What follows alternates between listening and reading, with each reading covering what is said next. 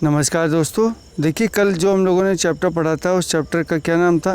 Chapter का नाम था आपका स्थूल पदार्थ के गुण। और आज हम लोग पढ़ने वाले हैं स्थूल पदार्थ के गुणों से संबंधित एमसीक्यूज़ के बारे में। तो आइए बहुत धीरे धीरे और बहुत इत्मीनान के साथ में पूरी वीडियो को कंप्लीट करते हैं। पहला प्रश्न आपके सामने ये है कि वर्षा की बूंद की जो गोलाकार आकृति होती है उसका रीज़न क्या होता है, क्या कारण होता है? तो उसका कारण होता है सिर्फ पृष्ठ तनाव। आगे देखेंगे, आगे है कि किसी दिए गए आयतन के लिए गोलाकार आकृति के पृष्ठ का जो क्षेत्रफल होता है वो अन्य आकृतियों के पृष्ठ के क्षेत्रफल से कम होता है। पृष्ठ तनाव के गुणों के कारण किसी द्रव का स्वतंत्र पृष्ठ न्यूनतम क्षेत्रफल घेरने का प्रयास करता है, अतः जो वर्षा की बूंदें होती हैं वो क्या होती हैं? गोलाकार होती हैं। प्रश्न नंबर 2 आते हैं कि पानी की बूंद गोलाकार होती है, इसका कारण है। क्या कारण है? कारण इसका एकमात्र यही है कि ये क्या है? पृष्ठ तनाव के बारे में है। तो ऑप्शन नंबर यहाँ पर ए बिल्कुल सही हो जाएगा। प्रश्न नंबर बढ़ते 3 की तरफ, देखते हैं कि वर्षा की बूंदें जो हैं वो गोलाकार होती हैं, क्यों होती हैं? तो सही विकल्प इसका हो जाएगा आपका सी, मतलब जल में पृष्ठ तनाव के कारण। प्रश्न नंबर 4 आता है कि द्रव जो होती है वो बूंद की संकुचित होकर न्यूनतम क्षेत्र घेरने की प्रवृत्ति का कारण होता है। क्यों होता है? वो होता है पृष्ठ तनाव की वजह से कारण होता है। प्रश्न नंबर आते 5 की तरफ, कहा गया है कि नैनो जो है वो द्रव का सर्वाधिक महत्वपूर्ण गुण होता है। नैनो, तो वो किसका होता है महत्वपूर्ण गुण? घर्षण का होता है। ठीक है। प्रश्न नंबर आते हैं 6 की तरफ, देखते हैं। 6 नंबर का प्रश्न कहता है कि भाई तेल है वो जल के तल पर फैल जाता है और फैल जाने की वजह से तेल का जो है वो तल का तनाव पानी से कम होता है। मतलब पानी का जो तनाव होता है वो ज़्यादा होता है, तेल का जो तल का तनाव वो कम होता है। ऑप्शन नंबर डी बिल्कुल राइट आंसर है। तेल का जो पृष्ठ का या तल का तनाव है ना, वो पानी की अपेक्षा कम होने से तेल के जल के तल पर फैल जाने के कारण होता है। अब आते हैं, मिट्टी का तेल पानी के ऊपर इसलिए तैरता है। क्यों तैरता है? क्योंकि जो उसका जो घनत्व होता है वो पानी के घनत्व से कम होता है। ठीक है ना। आगे बढ़ते हैं हम लोग। मिट्टी के तेल का जो घनत्व है वो पानी के घनत्व से कम होता है, इसलिए यह पानी पर तैरता भी है। बात करें साबुन के बुलबुले के अंदर का दाब के बारे में बात करी जाएगी कि भाई साबुन के बुलबुले के अंदर का दाब कैसे बनता है।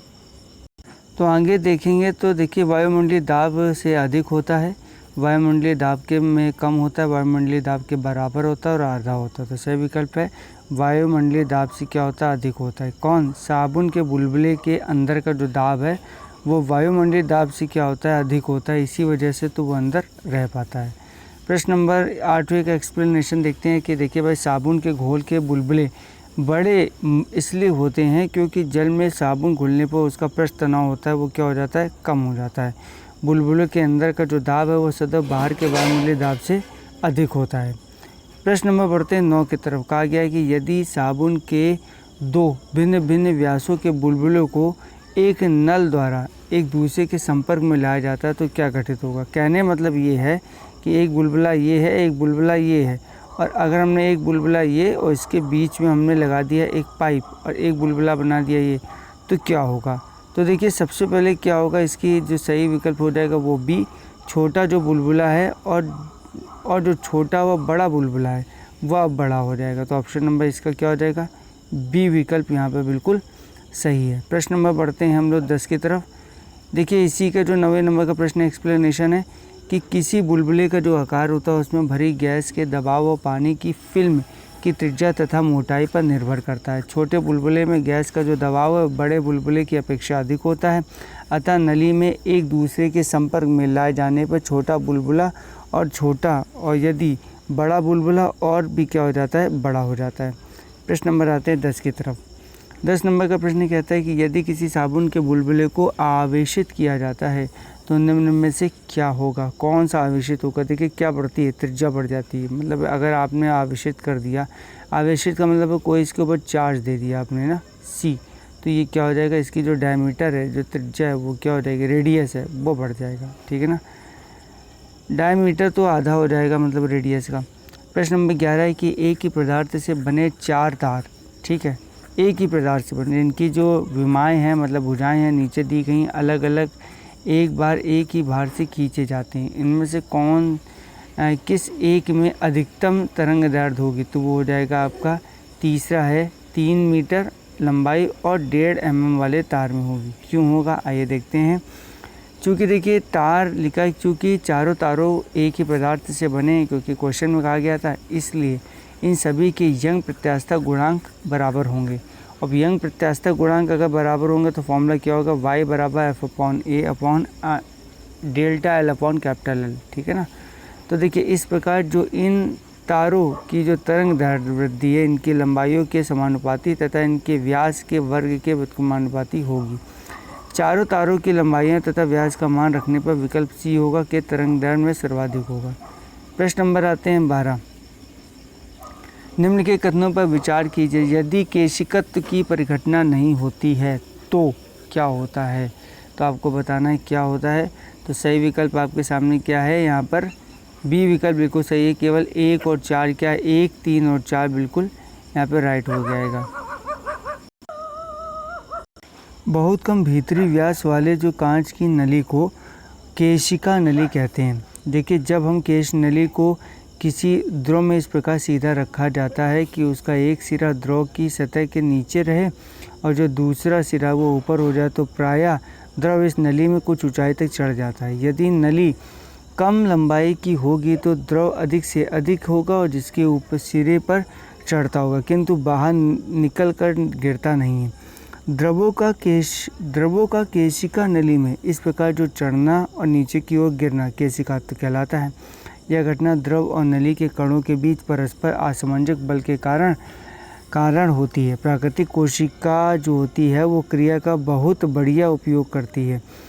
पेड़ पौधों की जड़ों की बारीक शाखाएं होती हैं, वो केशिका नलियों की भांति कार्य करके धरती से पानी एवं उसमें घुले पोषक तत्वों को ग्रहण करती है। जो केशिका क्रिया के फलस्वरूप ही लालटेन की बत्ती तेल को ऊपर पहुंचाती है। प्लास्टिक पेपर है वो स्याही सोखता है और तौलिया हमारे शरीर का पानी सोखती है। केशिका क्रिया में द्रव बिना किसी बाह्य बल की मदद के गुरुत्वाकर्षण से विपरीत दिशा में संकीर्ण नली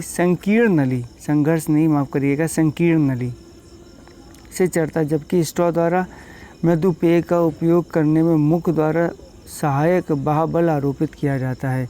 तो सही विकल्प इसका क्या है? 2 बिल्कुल सही विकल्प है।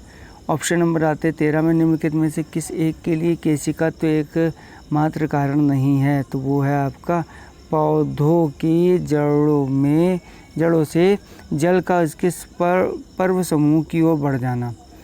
देखिए दैनिक जीवन में केशिकत्व के अनेक उदाहरण होते हैं, जैसे सोखते द्वारा स्याही का सोखना, भूमिगत जल का ऊपर उठना, कपड़ों पर जल की बूंदों का फैलना, लालटेन एवं लैंप की पौधों की जड़ों से जल के इसके पर्ण समूह की ओर बढ़ने के लिए केशिकात्व अतिरिक्त प्रसंवेदी संसर्गत आदि क्रियाएं भी उत्तरदायी हैं।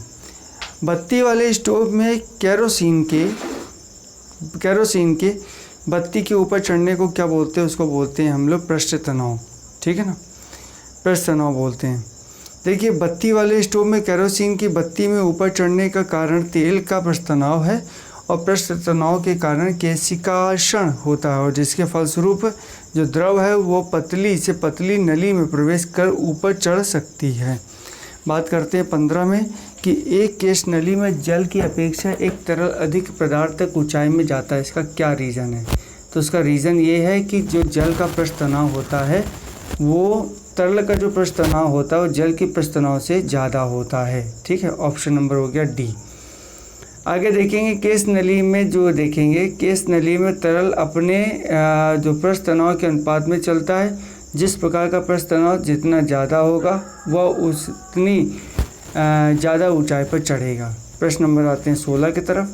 देखिए 16 नंबर प्रश्न में क्या कि जब किसी झील की तली से उठकर वायु का बुलबुला ऊपर सतह तक आएगा तो उसका आकार कैसा हो जाएगा? उसका आकार हो जाएगा, पहले बढ़ ही जाएगा उसका आकार। ऑप्शन नंबर ए बिल्कुल सही विकल्प है आपका, ठीक है ना। जब वायु का जो बुलबुला होता है झील की तली से उठा और ऊपर की ओर बढ़ने लगा तो क्या होगा, तली की अपेक्षा ऊपर की ओर दाब बढ़ने लगता है, जिसके कारण वायु के बुलबुले का क्या होता है, आयतन भी बढ़ जाता है। 17 नंबर, ताप बढ़ने के साथ द्रव की श्यानता कैसी हो जाती है, श्यानता घट जाती है ताप बढ़ने के साथ में। कैसे, देखिए जो द्रव है, द्रव का गुण जिसके कारण द्रव अपनी भिन्न भिन्न परतों में होने वाले सापेक्षिक गति का विरोध करता है, श्यानता कहलाती है। द्रवों की श्यानता ताप के बढ़ने पर क्या हो जाती है, घटती जाती है, और जिसके कारण कि जून माह में शीरा जनवरी माह की तुलना में अधिक श्यान होता है। ठीक है, आगे बढ़ते हैं। तो देखिए 18 नंबर प्रश्न में था, एक बार और रिपीट कर देता हूँ कि देखिए हवाई जहाज़ से यात्रा करते समय पेन से स्याही निकलने लगती है, उसका क्या रीज़न है, उसका रीज़न है कि वायु दाब में क्या होता है, कमी के कारण। ठीक है, बढ़ते हैं प्रश्न नंबर 18 के एक्सप्लेनेशन की तरफ। देखिए अधिक ऊंचाई पर जाने पर, बहुत ऊंचाई पर जाएंगे तो क्रमशः क्या होगा, जो दाब होगा वो कम होता जाता है। इस कारण क्या होता है, ऊंचाई पर पहुंचने पर जो बाह्य वायुमंडलीय दबाव एवं पेन के अंदर स्याही के दबाव का जो साम्य है वो क्या हो जाता है, एक तरीके से ख़त्म ही हो जाता है। पेन के अंदर स्याही का जो दाब अधिक होने के कारण यह बाहर की ओर निकलने लगती है। प्रश्न है 19 की ऑटोमोबाइल्स के हाइड्रोलिक ब्रेक के कार्य करने का जो सिद्धांत है वो क्या कहलाता है, वो है तुम्हारा पास्कल का लॉ। ठीक है, hydraulic brake, hydraulic press, hydraulic lift pascal के नियम पर आधारित होता है। पास्कल के नियम के अनुसार यदि गुरुत्वीय प्रभाव को नगण्य माना जाए तो संतुलन की अवस्था में किसी द्रव के भीतर प्रत्येक स्थान पर जो दाब होता है वो बिल्कुल समान होता है। 20 नंबर का प्रश्न देखते हैं कि मोबाइल और ऑटोमोबाइल ने भारतीयों, विशेष रूप से ग्रामीण क्षेत्रों के लोगों के सामाजिक जीवन में निम्नलिखित में से किसके संबंध में एक क्रांति ला दी है। मोबाइल फ़ोन और ऑटोमोबाइल के बारे में बात कर रहे हैं, तो ऑप्शन इसका हो जाएगा आपका कौन सा, सबसे पहला लोगों के आवागमन के संबंध में और दूसरा लोगों के जुड़ाव के संबंध में ये क्रांति आ गई है। तो option number A is the right answer हो जाएगा। ठीक है ना, बढ़ते हैं प्रश्न नंबर 1 के एक्सप्लेनेशन की तरफ। देखिए मोबाइल फ़ोन से जहां लोगों के जुड़ाव के संबंध में क्रांति तो आई है, वहीं ऑटोमोबाइल की क्रांति से लोगों को आवागमन के लिए नए नए साधन भी मिले हैं। प्रश्न नंबर 21 से बैरोमीटर का जो पठन है वो अगर अचानक गिर जाए तो निम्नलिखित में से कौन सा एक मौसम दशा को संकेत करता है। तो अगर गिर जाए तो आता है कि तूफ़ान आने वाला है, तूफ़ान आएगा तो हमेशा हर चीज़ गिरेगी, तो उसका जो बैरोमीटर का जो पाठ्यांक होता है वो भी गिर जाता है। देखिए वायु दाब या बैरोमीटर की रीडिंग में अचानक गिरावट आ जाना यह बताता है कि मौसम तूफ़ानी होगा। ठीक है ना, मौसम क्या होगा, तूफ़ानी होगा। बात बढ़ते हैं 22 नंबर पे कि देखिए नीचे दिए गए 4 क्षेत्र हैं, 4 छिद्रों के फव्वारे के चित्र पर ध्यान केंद्रित करना है, पहला, दूसरा, तीसरा और चौथा। अब आपको क्या प्रश्न देना है कि फव्वारे के कौन से छिद्र से पानी अधिकतम दूरी तक फेंका जाएगा, ये आपको बताना है।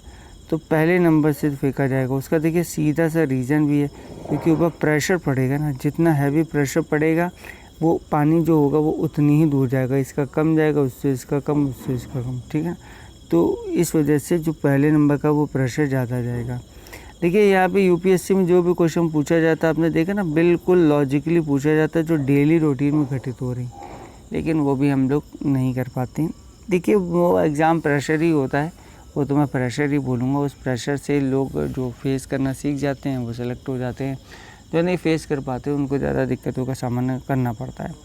किसी फव्वारे के द्रवों से निकलने वाली जल की गति के मापन के लिए टॉरिसेली के नियम के अनुसार के बारे में बात करी जाएगी, तो होता है v बराबर √2gh। क्या होता है, v बराबर √2gh होता है, जहाँ g क्या गुरुत्वीय त्वरण है, h का फव्वारे के तल स्तर से किसी छिद्र की ऊंचाई होती है, छिद्र A जल स्तर से सर्वाधिक दूरी है और v बराबर √2gh है।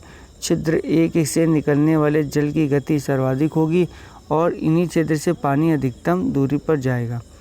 प्रश्न नंबर आते हैं 23 पर देखते हैं। 23 नंबर का प्रश्न कर रहा है कि एक तरल किसी सिलिंडराकार पाइप में धारा रेखीय रीति से बह रहा है। ठीक है, पाइप के अक्ष वाले खंड में प्रवाह की परिच्छेदिता फाइल क्या होगी, ये आपको बताना है। ठीक है ना, हालांकि काफ़ी टफ क्वेश्चन है, तो इसका सही विकल्प डी हो जाएगा, इसको बस ध्यान रख लीजिए।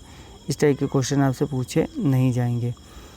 क्वेश्चन नंबर आते हैं 24, निम्नलिखित में से कौन सा पेट्रोलियम जो है वो परिष्करण का उपउत्पादक है? तो वो है आपका कौन सा पेट्रोलियम? एस्फाल्ट। अब एस्फाल्ट के बारे में पढ़ते हैं। आइए देखिए, अपरिकृष्ट पेट्रोलों के निरंतर प्रवाही आसवन द्वारा औद्योगिक उपयोग के विभिन्न उत्पाद प्राप्त किए जाते हैं और यह जो प्रक्रिया होती है वो परिष्करण कहलाती है और एल्फाल्ट पेट्रोलियम का परिशोधन करने के दौरान महत्वपूर्ण उत्पन्न होता है। प्रश्न नंबर 25 आते, कड़े जाल में झील की सतह हिमशीत हो जाती है किंतु इसके जो तल में जल द्रव अवस्था में बना रहता है और यही किस कारण से होता है? तो सबसे पहले होता है तुम्हारे बर्फ ऊष्मा की कुचालकता और झील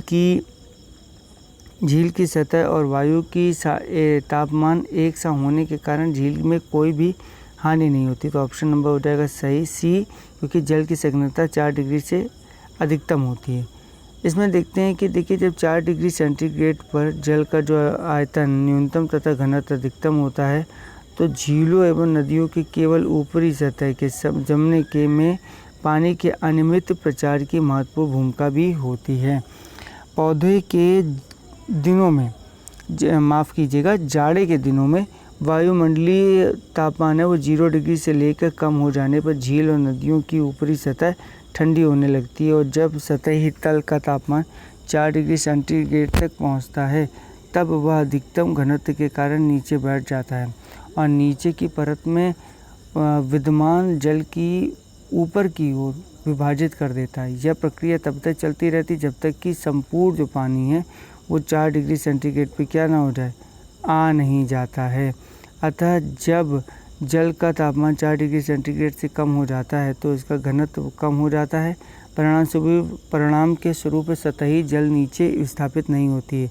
सतही जल 0 डिग्री पर जम जाता है जबकि सतह के नीचे विद्यमान जल का जो तापमान है वो 4 डिग्री सेंटीग्रेड ही रहता है। झील की ऊपरी हिमशीत सतह ऊष्मारोधी का कार्य करती है तथा जल में विद्यमान ऊष्मा को बाहर नहीं आने देती है।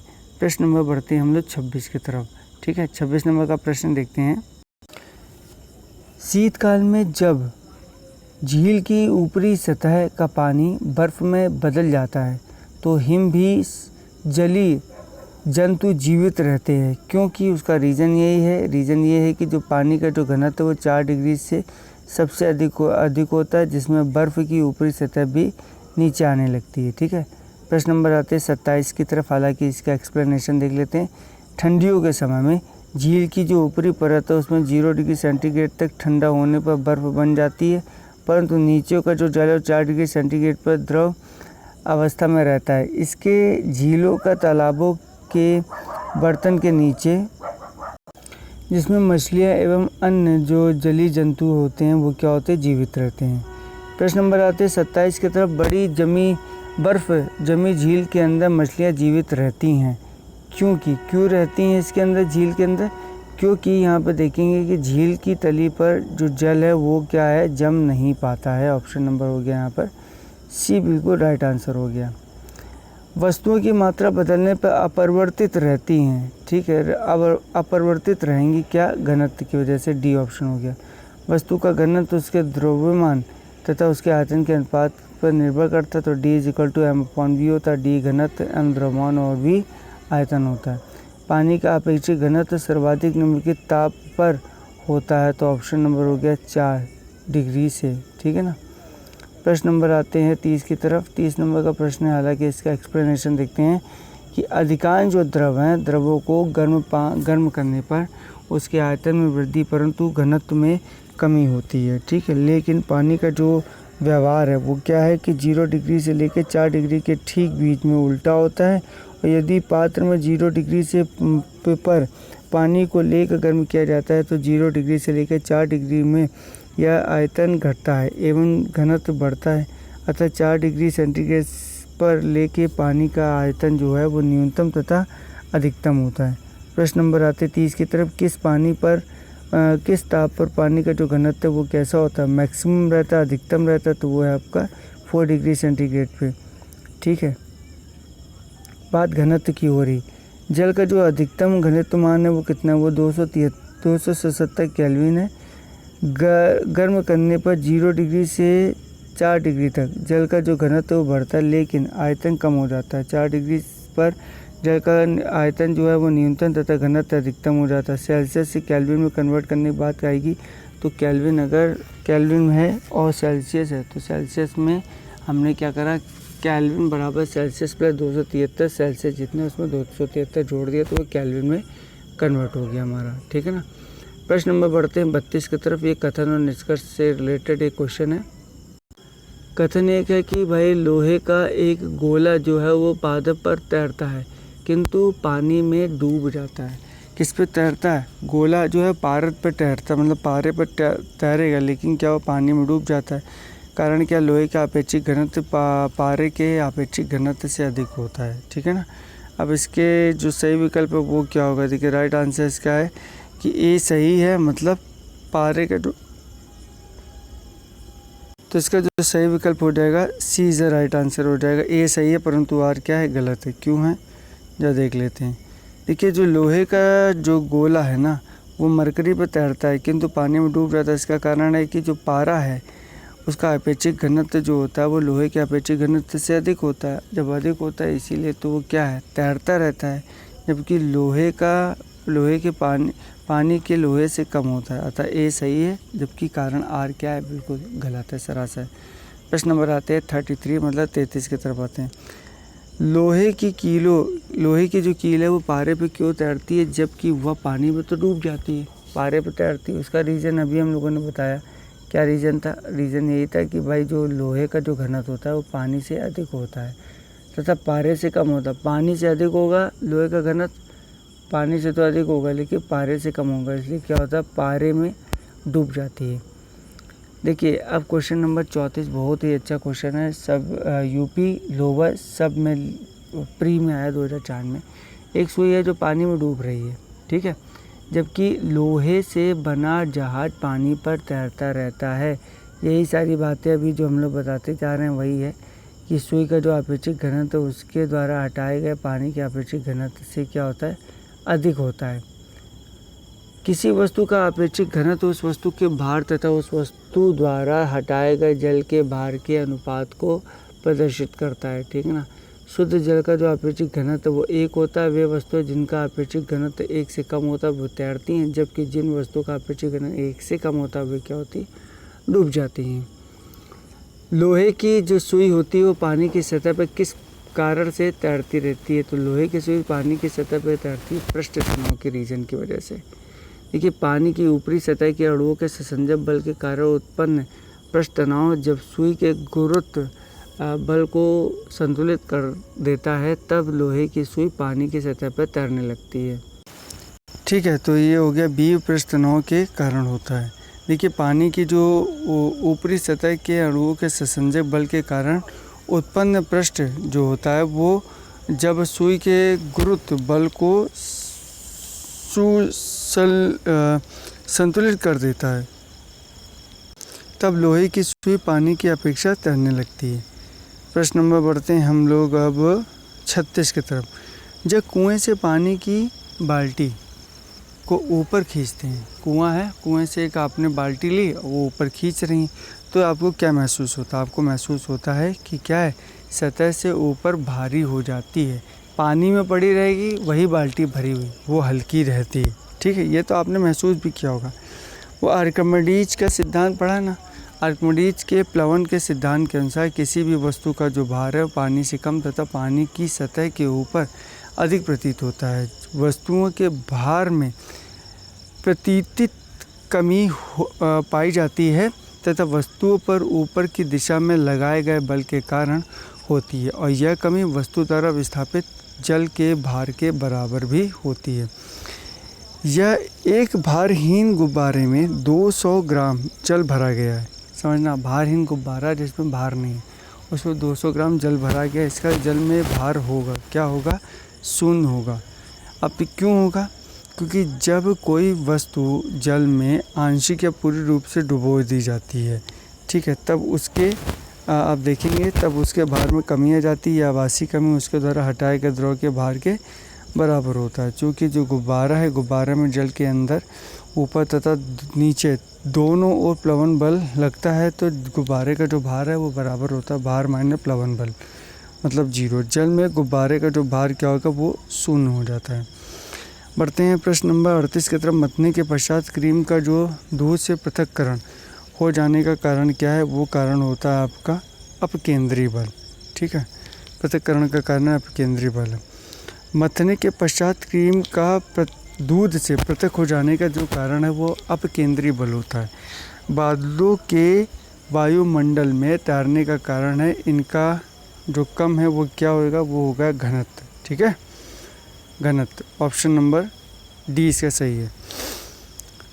गर्मी के दिनों में वायुमंडल में उपस्थित जल वाष्प गर्मी पाकर गर्म होती है और इसमें जल वाष्प का घनत्व घटता है। घनत्व घटने के कारण जल वाष्प हल्की होकर ऊपर उठने लगती है और वायुमंडल के ऊपरी भाग में दाब एवं ताप कम होने के कारण यह जल वाष्प फैलती है और पानी की छोटी छोटी बूंदों में परिवर्तित हो जाती है और तैरने लगती है। इसी को क्या बोलते हैं? क्लाउड बोलते हैं। क्लाउड मतलब हो जाता है, इसी को हम लोग क्या बोलते हैं? बादल बोलते हैं। प्रश्न नंबर 40 क्या होता है? 40 नंबर प्रश्न निम्नलिखित में से कौन सा तत्व सबसे पहले पृथक रूप से उत्पादित किया गया था? तो वो था आपका टेक्नीशियम। ठीक है, टेक्नीशियम एक ऐसा रासायनिक तत्व है जिसका परमाणु क्रमांक है 43। क्या है? टेक्नीशियम का 43 है। और टेक्नीशियम जो है वो कृत्रिम रूप से उत्पादित प्रथम तत्व है। वर्ष 1937 में इस तत्व का सर्वप्रथम निर्माण भी किया गया था। प्रश्न नंबर आते हैं 41 में। देखते हैं कि इसमें कहा गया कि समुद्र में प्लवन करते हुए आइसबर्ग का कितना भाग समुद्र की सतह से ऊपर होता है? तो वो है आपका 1/9 भाग। ठीक है ना। क्यों होता है देखते हैं। शुद्ध जल के बर्फ़ में परावर्तित होने पर 4 डिग्री सेंटीग्रेड ताप पर बर्फ़ का घनत्व जल के घनत्व का 1/9 भाग होता है। अतः शुद्ध जल में बर्फ़ का 90% भाग पानी के अंदर और 10% भाग जो होता है पानी के बाहर होना चाहिए। आर्कटिक और अंटार्कटिक महासागरों में प्लावी वर्ष दिखाई पड़ती है और जल के ऊपर बर्फ़ का केवल 1/9 भाग हम देख पाते हैं। प्लावी बर्फ़ का 8/9 भाग जल की सतह के अंदर बना रहता है और क्योंकि समुद्री जो जल है वो लवणी अधिक घनत्व होता है, लेकिन इसमें निर्मित बर्फ़ जो होता है वो लवणी नहीं है जब शुद्ध होता है। चूँकि प्रश्न में समुद्र में प्लवन करते हुए आइसबर्ग की सतह से ऊपर का भाग पूछा जाता है, इसलिए इसका विकल्प क्या है? ए सही है। पानी के एक गिलास में एक बर्फ़ का टुकड़ा तैर रहा है। जब बर्फ़ पिघलती है तो पानी के स्तर पर क्या प्रभाव पड़ेगा? उतना ही रहेगा, कोई प्रभाव नहीं पड़ेगा, इतना समझ लीजिएगा। आर्किमिडीज के नियम के अनुसार वस्तु अपने भार के बराबर ही द्रव में स्थान घेरती है, अतः आयतन में कोई भी चेंजमेंट किसी प्रकार का देखने को आपको नहीं मिलेगा। प्रश्न नंबर 43 देखिए, तो इसमें क्या है कि 43 नंबर एक बार और रिपीट कर देते हैं कि पानी के 4 डिग्री से पर शरीर तैरता है। यदि तापमान 100 डिग्री हो जाए तो क्या होगा? तो क्या हो जाएगा? शरीर क्या होगा? पूरी तरीके से डूब जाएगा। ठीक है ना। क्यों डूब जाएगा? क्योंकि द्रवों को गर्म करने पर उसके आयतन में वृद्धि परंतु घनत्व में कमी होती है। 4 डिग्री सेंटीग्रेड पर शरीर जो है वो पानी में तैरता है, क्योंकि शरीर का जो घनत्व है वो 4 डिग्री सेंटीग्रेड होता है, जल के घनत्व में कम होता है। जब तापमान 100 डिग्री सेंटीग्रेड हो जाएगा तो पानी का जो घनत्व है वो शरीर की अपेक्षा कम हो जाएगा और शरीर क्या होता है? डूब जाएगा। प्रश्न नंबर 44 आते हैं। देखते हैं कि समुद्र में नदी की अपेक्षा तैरना आसान होता है। उसका रीज़न क्या? उसका रीज़न है कि समुद्र नमकीन जो जल होता है वो नमकीन होता है। ए इसका विकल्प बिल्कुल सही हो जाएगा। देखिए, सोडियम क्लोराइड जो कि NaCl होता है, अन्य लवणों की अधिकता के कारण समुद्री जो जल है वो नमकीन होता है। फलतः क्या होता है कि समुद्री जल का घनत्व अधिक होता है तथा उसमें प्लावनता की भी अधिक होती है, इसलिए समुद्र के जल में तैरना आसान होता है। प्रश्न नंबर आते हैं 45 पर। जब कोई जहाज नदी में सागर में घुसता है तो क्या होता है? तो उसका जो स्तर है वो थोड़ा सा क्या होता है? ऊपर उठ जाता है। ये तो हम लोग क्लास 12th में भी पढ़ चुके हैं। क्यों हो जाता है? देखिए, नदी के जल के घनत्व की अपेक्षा समुद्र के खारे पानी का घनत्व अधिक होता है और इसी वजह से होता यह है कि जब समुद्र के जल में जहाज प्रवेश करने पर थोड़ा सा प्लावन बल लगने की वजह से वो कुछ ऊपर उठा हुआ दिखाई देता है। प्रश्न नंबर 46 आता है कि जब कोई जहाज, कथन है, जब कोई जहाज नदी से निकल कर सागर में प्रवेश करता है तो वो कुछ ऊपर उठ जाता है। अभी हम लोगों ने डिस्कस किया, बिल्कुल सही है। सागर के जल का घनत्व नदी के जल के घनत्व से अधिक है। सागर के जल का घनत्व नदी के जल के घनत्व से अधिक है, तो ऑप्शन नंबर इसका हो जाएगा ए और आर दोनों सही है और आर ए का सही व्याख्या करता ऑप्शन नंबर हो जाएगा यहाँ पर ए। ठीक है ना। प्रश्न नंबर 47 देखते हैं कि स्थित विज्ञान निम्नलिखित में से किससे संबंधित है। वो होता है तुम्हारा विश्राम की स्थिति से संबंधित है, रेस्ट की स्थिति से संबंधित है। ठीक है ना। अब स्थित विज्ञान जो है स्टैटिस्टिक्स यांत्रिकी की वह शाखा जो विश्राम की स्थिति से संबंधित है। ठीक है, तो ये था हम लोगों का क्वेश्चन नंबर 47 तक, जो कि एंड हो गया है। नेक्स्ट जो वीडियो आएगी वो आएगी प्रकाश के ऊपर, लाइट के ऊपर, और ऐसी सीरीज़ अब लगातार कंटिन्यू रहेगी। तो आज के लिए इतना ही रखते हैं। Thanks a lot, keep watching, God bless you all.